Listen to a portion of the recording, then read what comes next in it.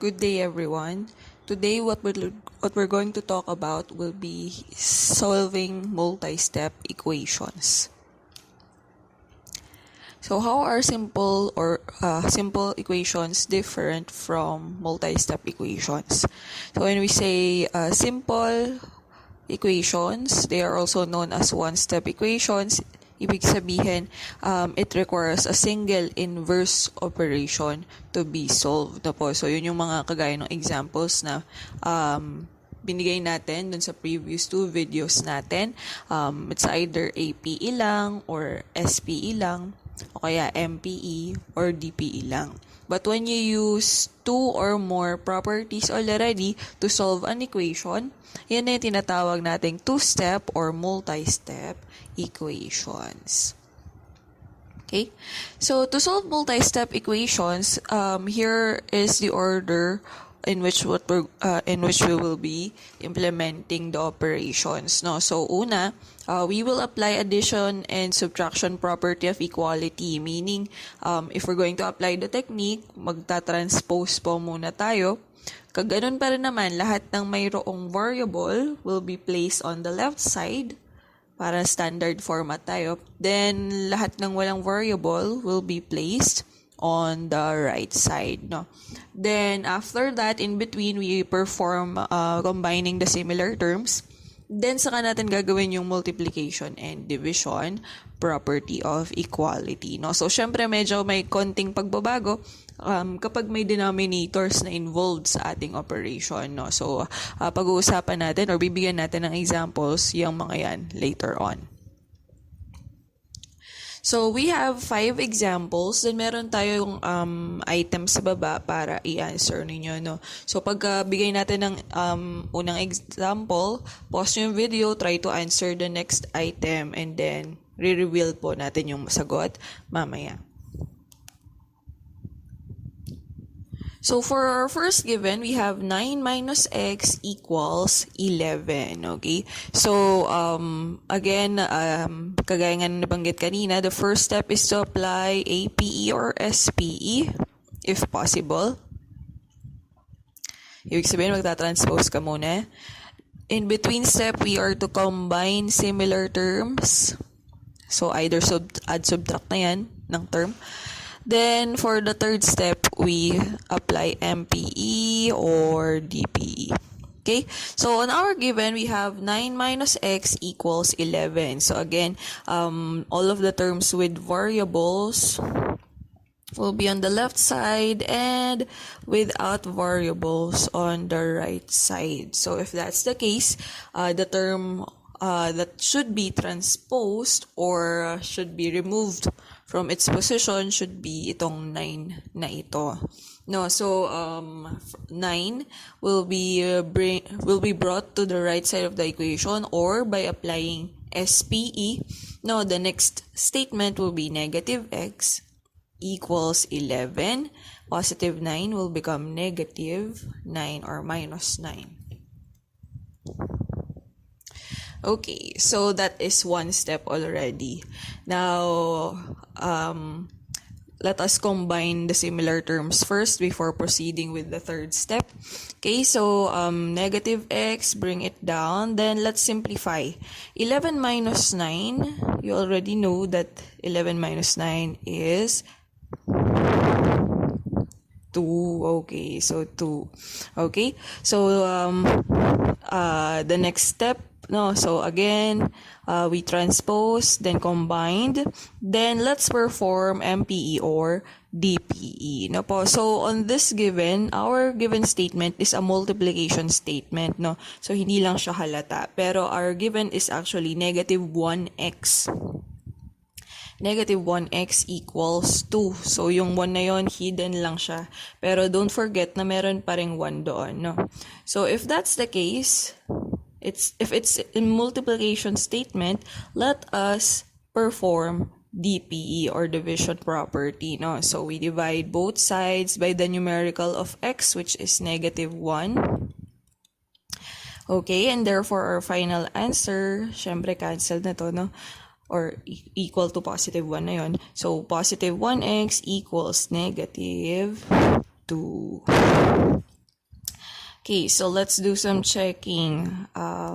For the checking,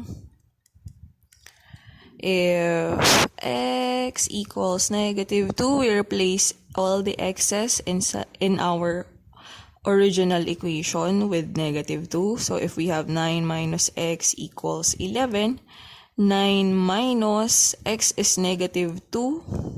No, so 9 minus -2 is the same as 9 plus +2, which is equal to 11. No? So, nag-equal naman yung left and right side ng equation, ibig sabihin correct yung ating answer. So, for this given, ganun pa rin yung gagawin with variables on the left, without variables sa right. So, ibig sabihin yung term na itatranspose natin is yung +6. Then, after transposing, we combine the similar terms. Magiging tig-isang term na lang yan. And sa left side, we have 7x. Then, instead of dividing by -1, since the numerical of the variable is 7, we divide the whole equation by 7. So, pause the video and try to answer the given.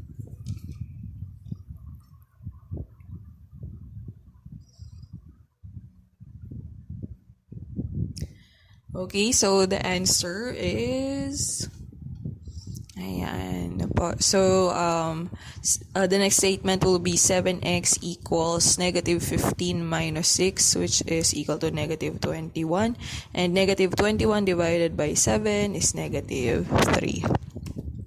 Next, for our second example, this is a variation of the first given. Instead of only having 3 terms, we have 4 terms. So let's follow the same format. Again, we are to put all of the terms with variables on the left side and without variables on the right side. So if that's the case, on the left side, the term that is not supposed to be there is 7. And on the right side, the term that should be removed will be 2x. Okay. So, let's do the transposition first. No? So, ibalik ko lang ng konti dun sa nauna. If we are to identify yung properties, for the first given, what we applied is, ibahin ko yung kulay. Gawin kong purple. So, for this one, since naging negative yung 9, this is SPE. Then, since we divided both sides of the equation, this is DPE. Okay? So, dito pa lang sa given, pwede na kayong mag-strategize. No? So, since positive yung 9, once you transpose it, it will become negative. So, SPE. And since may numerical ang ating variable, aside from 1, no? Ito ay -1 kasi. So, magkakaroon ng DPE. So, dun pa lang sa given, pwede ka nang magplano na dun sa yung mga gagawin. Okay? So, let us solve this one. So, since we have here addition and subtraction statements, no? Ito ay, ayan. So, positive to, positive din to. So, ibig sabihin, pag nag-transpose ka dito, it will become negative. So, that is SPE. Then, ito, tinranspose mo doon, magiging negative din. So, that is also SPE. So, let us first bring down the terms that we do not have to move. So, we have -6x. Also have equal sign here and -25. So, starting with 2x, positive siya. Once it is brought on the left side, it will become negative 2x. Then, +7, bringing it to the right side will become -7. Okay, so again, property is SPE. Next, first step, APE, SPE. Second step, combine the similar terms. Now, since the similar terms are both on the same side na po, no, magkasama na sila on opposite sides of the equation. Let us add. -6 plus -2, no, same sign sila, add and keep the sign. So, it's -8. -8x equals -25 plus -7. same sign ulit, add and keep the sign. So, it's negative 32. Tama ba? 12 carry 1. Ayan. So, negative 32. Next, so after combining, we apply MPE or DPE. So since the variable has a numerical coefficient that is aside from positive 1, so we will have to apply DPE. So let's divide the whole equation by the numerical, which is 8. Okay, so negative 8x divided by negative 8, we will have x. And negative 32 divided by negative 8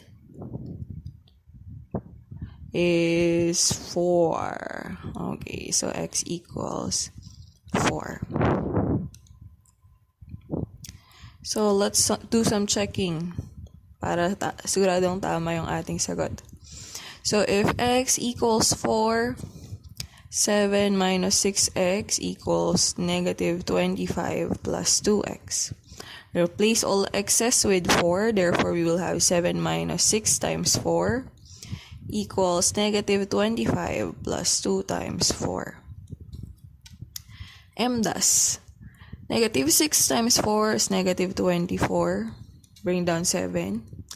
Then 2 times 4 is 8, bring down negative 25.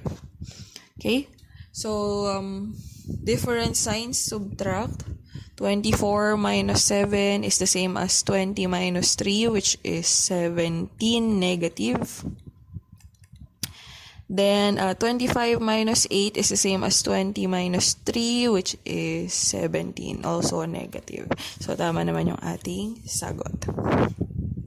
So try to answer the next one. Pause the video and we will reveal the answer later on.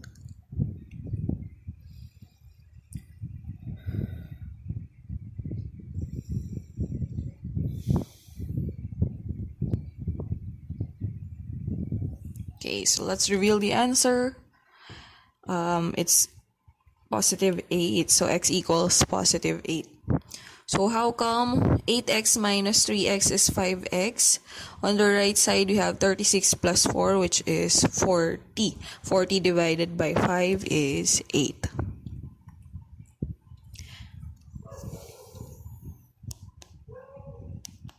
Next, for the third given, we have 6x plus 14 over 11 equals 4. Okay, so ito yung meron ng denominator na kasama, no? So if you can divide each term by the given denominator, better. No, but if you can't, what we're going to do is to multiply the whole equation by the denominator so that we can eliminate yung denominator na yun and we can perform what we did on the first two examples. So our given is 6x plus 14 over 11 equals 4. Multiply the whole equation by 11. So by doing this, we will be able to cancel this 11 and this one. Okay, so 6x over 4 plus 14 divided by 11 times 11 is 6x plus 14 equals 4 times 11. This is 44. So we can now solve this using the earlier method. So applying APE or SPE, no? So we have here positive 14. Transposing it to the other side, it will become negative 14. So 6x equals 44 minus 14. SPE yung in-apply natin. Then 6x equals 44 minus 14 is 30. Okay, so let's continue our solution here. Then 6x equals 30, dividing both sides by 6. No, nasa ano na tayo, part ng MPE or DPE. No, so since multiplication statement ang given, let us divide both sides by 6. So therefore, x equals 5.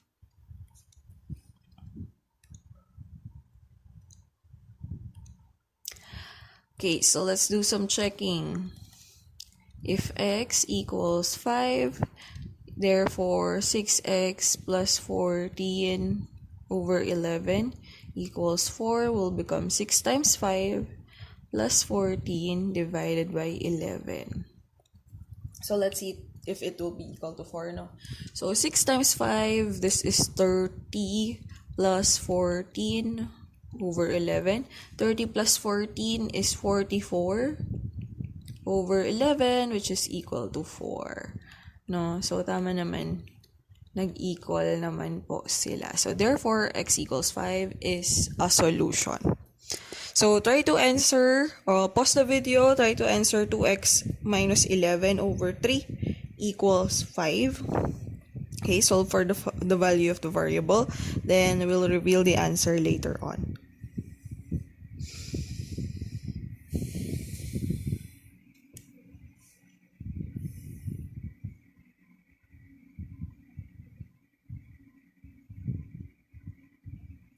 Okay, so for our answer, or the value of our variable is 13. Po. So, bakit naging 13? 5 times 3. Okay, so you multiply the denominator. Yun din naman yung ginawa natin doon. No? So, since maka-cancel naman siya, parang ang minultiply lang natin is the whole number.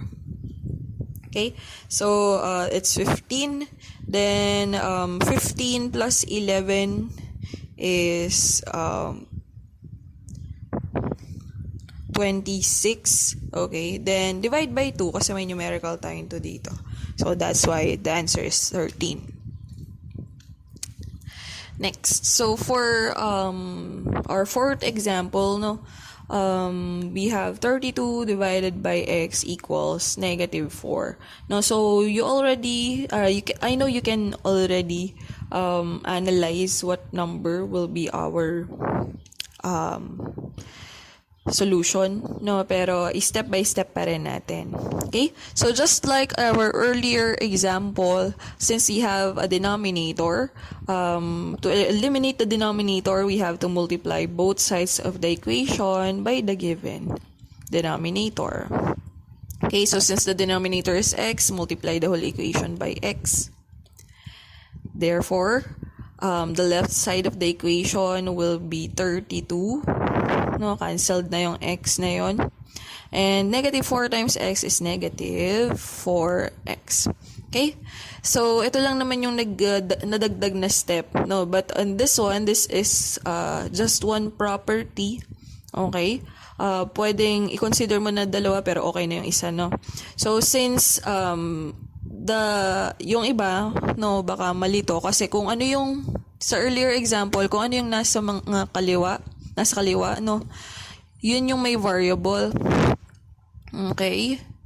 But for this one, ang may variable is yung nasa right side.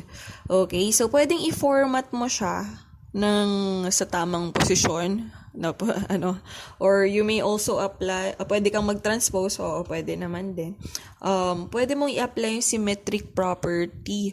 Okay, so pag sinabing symmetric property, if you interchange the position of the left and the right side of the equation, it will still be the same, no? So, parehas lang yung magiging sagot. Okay, so if we write this properly, negative 4x equals 32. No? Kung ang ginawa nyo naman is nag-transpose kayo, still parehas pa rin naman yung magiging sagot later. Pwede nyo pong i-check later on, no? So, dividing both sides by the numerical negative 4. Okay, therefore, x equals negative 8. Okay? Kung ang ginawa niyo po is transpose, ang mangyayari is 4x equals negative 32. And negative 32 divided by 4 is still negative 8. So, yun pa rin yung magiging sagot. Let us do some checking. If x equals negative 8, replace all the x's in our given with negative 8. So, 32 over x will become 32 over negative 8. And let's see if it's equal to negative 4. No, so 32 divided by 8 is 4. Then, dividing unlike signed terms, this is negative. So, tama naman po yung ating answer. So, try to solve the following. And, play natin yung video mamaya para ma-reveal yung answer.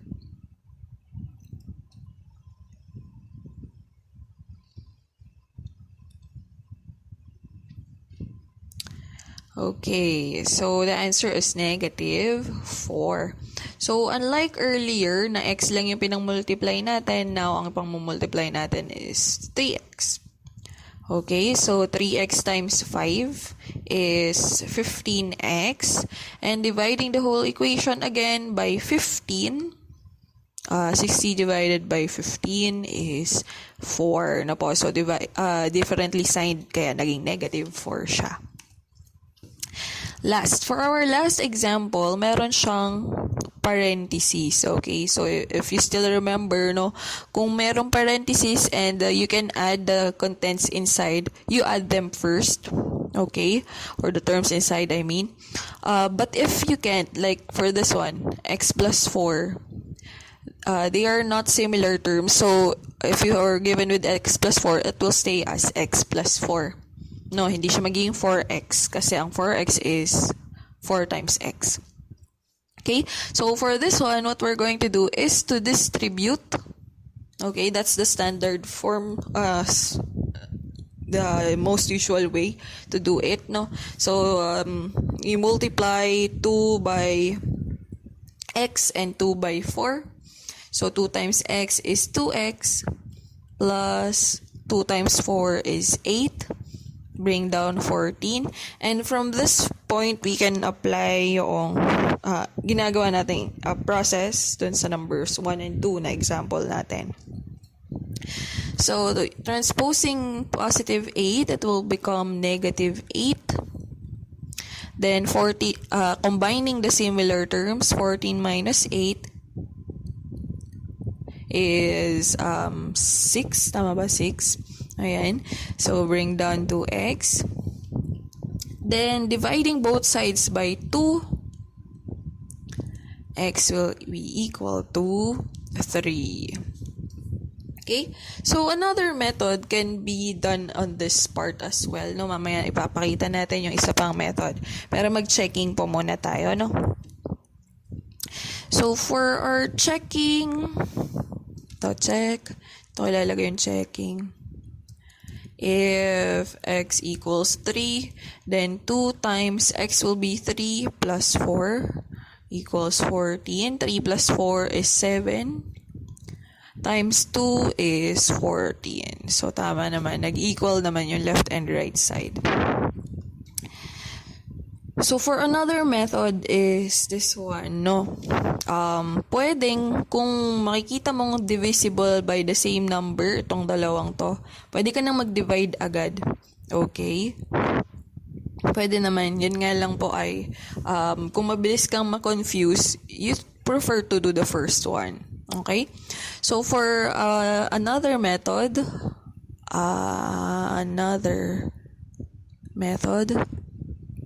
okay? So, 2 times x plus 4 equals 14. Since 2 and 14 are both divisible by 2, let us divide them. Okay? So, 2 divided by 2, cancelled na yan. So, ang matitira dito sa left is x plus 4. Then, 14 divided by 2, you will have here 7. Then, solving this by SPE, x will be equal to 7 minus 4, which is equal to 3. No, so kahit pasigutin mo yung pagsasolve mo, still you will arrive with the same answer.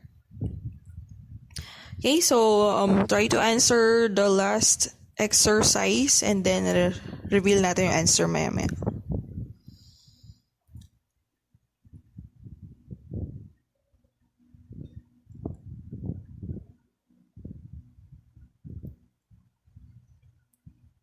Okay, so let's reveal the answer. Oh, sorry. x equals 11. No? So let's check. Dividing both sides by 3, that 24 will become 8. Then negative 3 will become positive 3. So 8 plus 3 is 11. Okay? Or pwedeng distributive then. No? So we have 3x equals 3x minus 9. Then 24 plus 9 is 33. Then 33 divided by 3 is 11. So any method will do. Okay, so hopefully po makatulong itong video na ito sa inyo para po mas madali nyo yung maintindihan yung lessons sa multi-step or solving multi-step equations. Okay, so for our next video, itry natin i-apply sa mga problems na po.